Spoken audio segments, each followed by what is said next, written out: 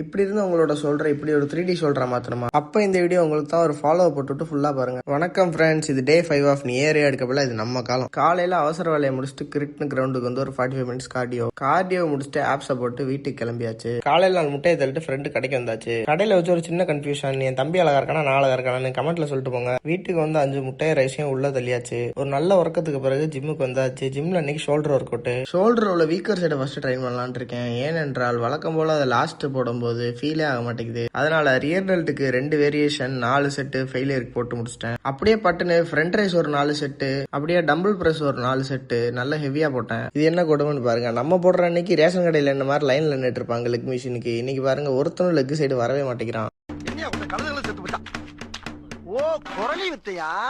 அண்ணனுக்கு ஜிம்ல உள்ள வெயிட் பத்தலன்னு ஒருத்தனை மேல தூக்கி வச்சு வாக்கிங் லஞ்சஸ் போட்டுட்டு இருக்காரு. அவர் 50 கிலோல போடுறாரு, நீ 70 கிலோல வாக்கிங் லஞ்சஸ் போடணும் தம்பி மேல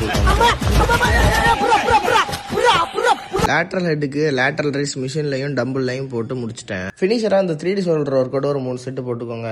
இதுதான் நான் ஷோல்டருக்கு போடுற ஒர்க் அவுட். இதோட நல்ல டயட்டும் நல்ல ரெக்கவரியும் ரொம்ப முக்கியம். அப்பதான் ஒரு நல்ல ஷோல்டர் உங்களால பில்ட் பண்ண முடியும். இரவு உணவு முடிச்சுட்டு நண்பன்ட்ட இருந்து ஒரு கால் மன கஷ்டம்னு சொல்லிட்டு உடனே வண்டி எடுத்துட்டு கிரிட்டுன்னு போயிட்டேன். நல்லா தான் பேசிட்டு இருந்தான். அதுக்கப்புறம் என்ன ஆச்சுன்னு தெரியல. ஏன்டா என்னை விட்டுட்டு போனான்னு சொல்லி பேச ஆரம்பிச்சான். அலங்கார பந்தலிலே அழகாக படுக்க வைத்து